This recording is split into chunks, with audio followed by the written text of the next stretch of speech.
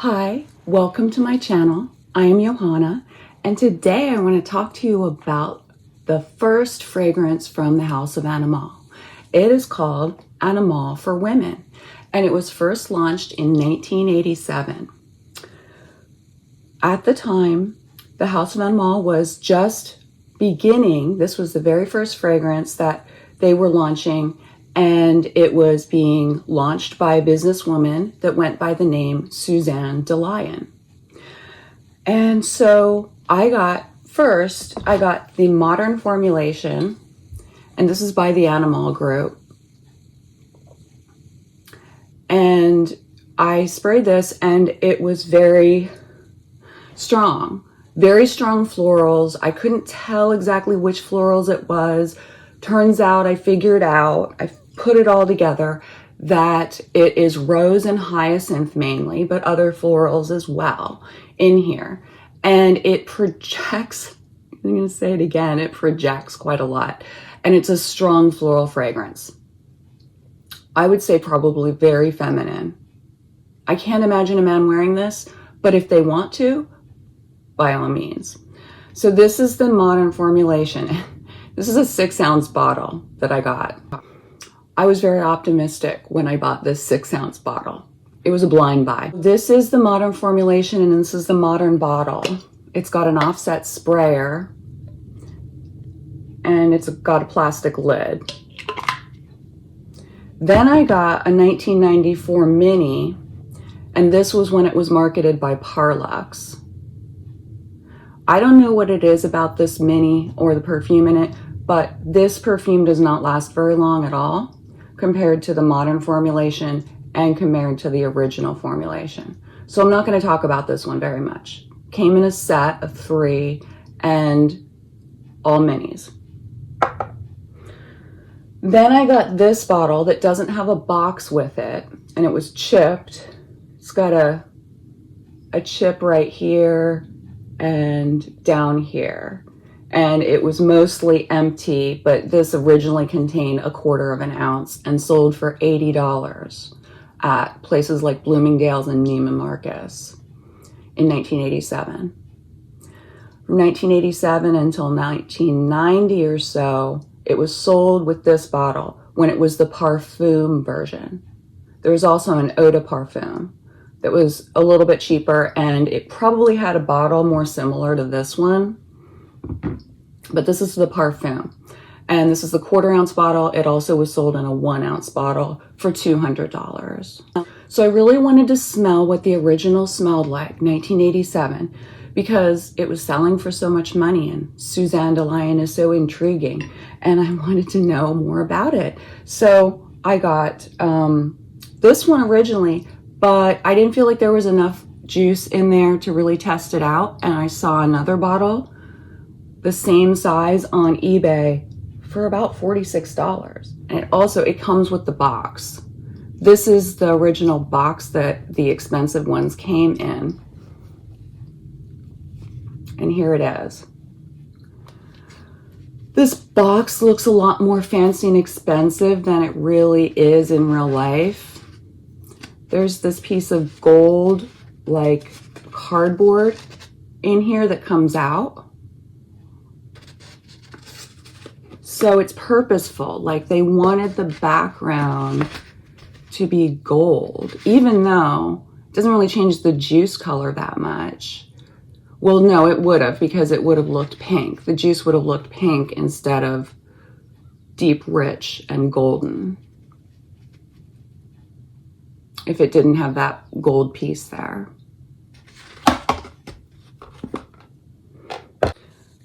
So I was curious about this box and the insert, the gold insert behind here. And I was exploring it because I kind of like to take things apart. But this one I didn't have to take apart yet. But this is with the gold piece in here. You see how it looks? It looks like the right color. It looks like the accurate color. Like if I hold it up against the light, I don't know if you can see it. Yeah, right there. That looks like the accurate color. So then when I remove this cardboard, it's very reflective. When I remove that, nice. But it looks like an afterthought, right? Especially because this isn't just a design. This is actually raised. This is a raised lightning bolt here. And this is a indented aspect to the crystal. So originally when they made this box, they meant for this to be showing. But let's see what it looks like when you put it in. That's what it looks like when you put it in the box. Now, granted, there is light coming in the window behind, so it looks probably more like light and, you know, basically I'm thinking she got this box, the prototype, and the bottle and said, no, you can't really see how reddish amber the perfume color is. You can't, it doesn't highlight that. It's not right. It's not good. I don't care that you took all of this time and attention to make this, you know, raised here. This isn't going to work. I'm not happy with this. Not happy. We can't do it that way. So they went and scrambled around. They had already made some boxes, I'm pretty sure. Who knows how it worked? I don't even know. I'm just coming up with this from my own mind. But then they just said, hey, let's just try this. See what she says. See what she says. And they put it in, and she apparently was happy with it. That's what I was thinking. I don't know. I just try and come up with stories that fit what is going on, and I think that would make sense, because this piece of gold, the way that it's just in there, it doesn't look like it was intended originally, and definitely the way that the background is, it wasn't originally meant to be in there. This is a splash bottle. It doesn't have threading. It's just on by friction. The lid is plastic. It's a heavier plastic. It's kind of like a more dense kind of plastic. And this is the orifice. It actually wears really nicely in terms of applying it from this. All right, so I already applied it about 40 minutes ago. On this arm, I applied this one, and on this arm, I applied the modern formulation. I managed to find a listing of the original notes from the 1987 version of this fragrance, and there are a few notes listed that aren't listed in the current formulation. And I got this information from the blog spot Cleopatra's Boudoir.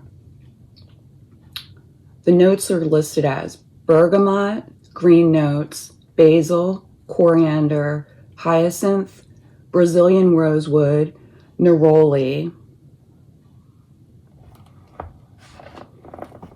pimento berry, which is also called allspice, lang lang, jasmine, rose, carnation, orris, lily of the valley, and honey. And in the base, Mysore sandalwood is listed. It says Mysore sandalwood. Labdanum, cistus, they both come from the same plant. Oak moss, musk, vetiver, patchouli, castoreum, civet, and coconut. So coconut was originally listed as a note in the base.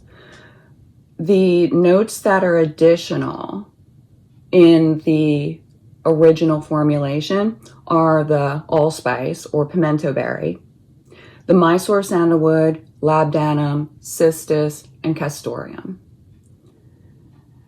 Those are the ones that this one has that this one doesn't have. However, even though civet is still mentioned in the notes for this fragrance, I don't get anything animalic whatsoever. I don't get civet. I don't get oak moss. Oak moss is listed. I don't really pick up on vetiver, to be honest. I definitely don't get coconut. In fact, I don't get coconut in either one of these. And, you know, above the base notes, you know, I don't, you know, labdanum, it's not in here. It's in this one. The other difference is that this one is a parfum and this is an eau de parfum. They don't make this in a parfum anymore. So that's all you have to choose from. And I believe there could be a difference in the formulation just based on that. So the base notes, I mean, the main difference for me is that this one has more significant like center and base that makes this last longer and more interesting. This one is just more floral focused. I mainly get hyacinth and rose, and they project, like they're very sharp. They're very almost aldehydic. In fact, there's probably aldehydes in here. It doesn't mention it, but you know, you don't always have to mention aldehydes. So the hyacinth and the rose are mainly what I notice, but also lily of the valley. And, you know, those blend together. I don't really pick up on Lang Lang or Carnation. Honey, interesting. Okay, let me check on the honey because I haven't been paying attention to the honey. Maybe, but yeah, I mean, now that you tell me that it's honey, I don't pick it out specifically, but yeah. Hyacinth, rose, lily of the valley, honey. And as far as the base, in here, I really don't notice very much. I mean, musk, I notice the musk. Do I notice patchouli? Patchouli doesn't stand out. It doesn't stand out specifically, but I think that it probably gives it a lot more strength and longevity. This fragrance was originally, when it was released, another thing that they wrote about it alongside the notes is that it was meant to be a linear fragrance, which was something that they had to explain at the time. That would mean that it wouldn't change very much throughout. It would stay consistent as far as the smell. There's something that projects about this fragrance in the florals. It's not necessarily sharp. It's kind of sweet. It's very sweet. I guess that would be my criticism of this fragrance, is that it's too sweet. Too sweet. The rose and hyacinth and lily of the valley feel overused and too much, and it bothers me. It bothers me. However, on the original here, it smells more doable because of the base notes, because that like just kind of balances it all out and makes it, this one is top heavy. This is very top heavy, and that's bothersome. In fact, I would say it could probably cause a headache for some people, certainly. So this one's nice. I like it. I wouldn't buy it again.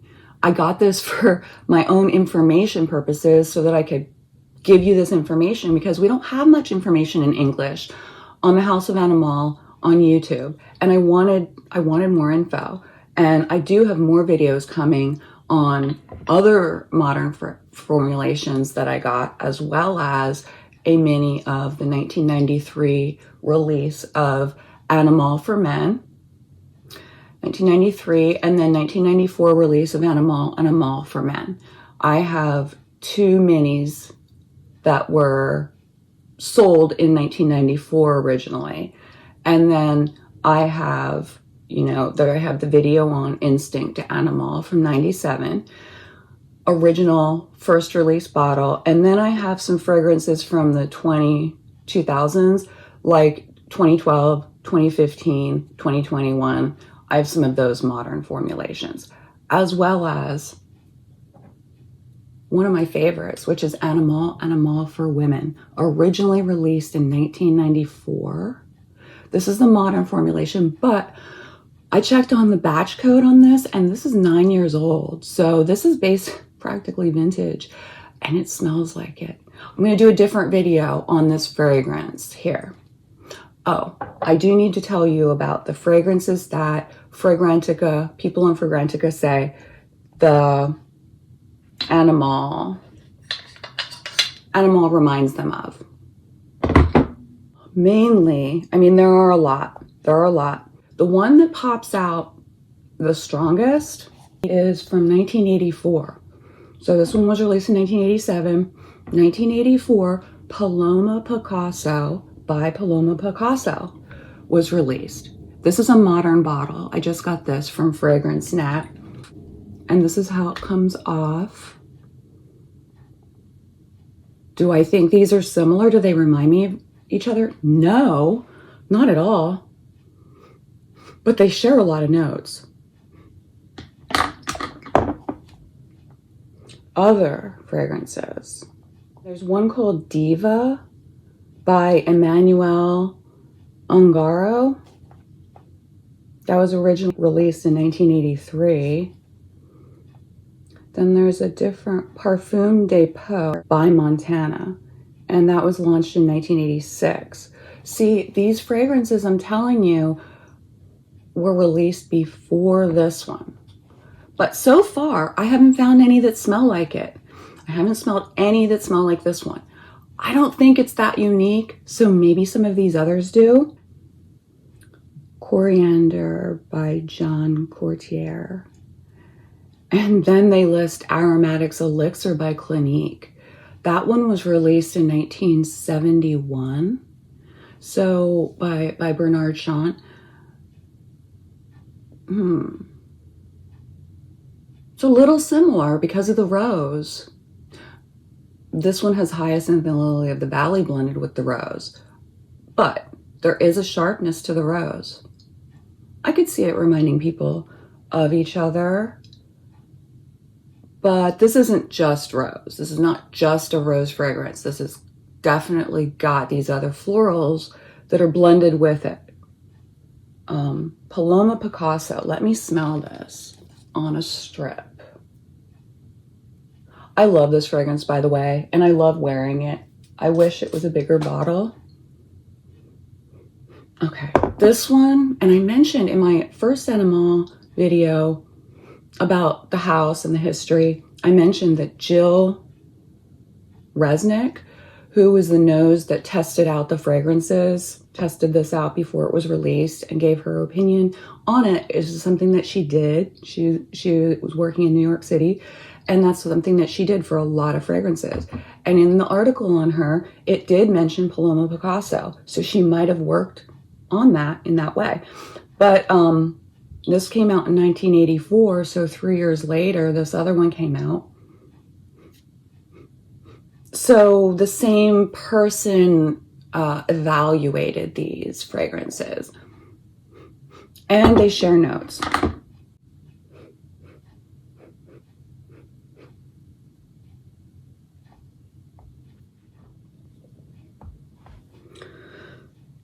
So Paloma Picasso and Animale share 13 of their notes. They share carnation, coriander, rose, neroli, bergamot, patchouli, hyacinth, jasmine, and ylang ylang, oak moss, civet, vetiver, and musk. And that's actually, I should be holding this bottle because that's the modern formulation comparison. Because the vintage formulation also would have shared more notes. They would have shared castoreum, sandalwood, and amber, because laudanum and cistus are a part of amber. So I'm going to say share three more notes, which would make it 16. 16 of their notes were shared between these two, 16, and Animale has 19 notes listed.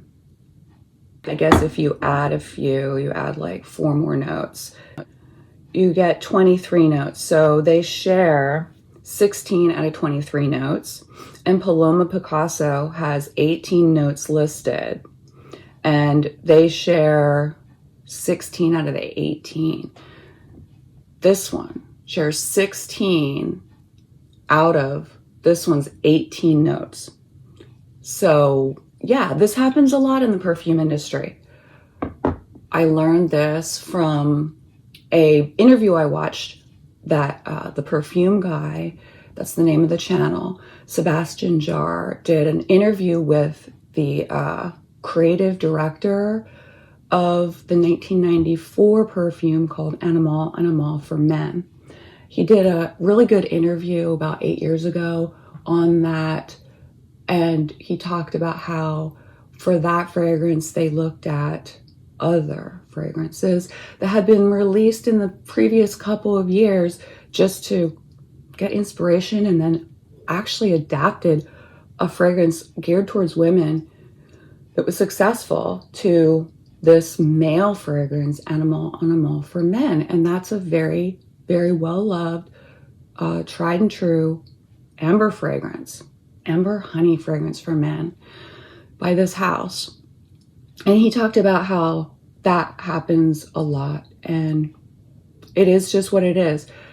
And they take inspiration from other fragrances, other companies' fragrances, and they'll even adapt one that's made for one gender to another gender. What else do I want to tell you about this? Well, do they smell? The modern and the original smell very similar. Very, very similar on the paper. But when you wear them, this one is better. This one's better. But if you don't like this one, you're not going to like this one probably, because the florals are very powerful, and they could kill. These florals could kill. This is a strong fragrance. But, you know, I like strong fragrances, and I like things that project and that last. So for me, that's very appealing. I don't wear this one a lot, but I do think that I'm going to keep giving it a try and exploring it. I think maybe it would be good layered with something else, but I won't be wasting this on it. This was like less than $40, I think, but for the modern formulation. But this is really great. I hadn't known much about this fragrance before, but I'm really glad I got it. I got it to compare with these other two, but this is definitely better. This is better than the original Animale. It's a really good fragrance. Do I think that Suzanne de Lyon modeled this fragrance off of Paloma Picasso that was released just 3 years before? I really don't. Like, I don't see the similarity in the way these fragrances come across, just the top notes and what you smell, like the impressions that these fragrances give. I don't see these as similar. I don't see these as at all similar. So I don't think that Suzanne de Lyon modeled the fragrance after Paloma Picasso. Maybe she knew about Aromatics Elixir, and maybe she liked the rose and the way that was done, and maybe thought, maybe let's do a little changes with some of the florals that go with the rose. Maybe. And I think it wasn't a copy. I don't think it was a copy when it was originally released. In fact, I don't have anything that smells like the modern version either. Like, I haven't smelled anything. I don't have a ton of perfumes. I have definitely way less than 500, but I don't have anything that smells like this or reminds me of this. Comparing Paloma Picasso to Animale,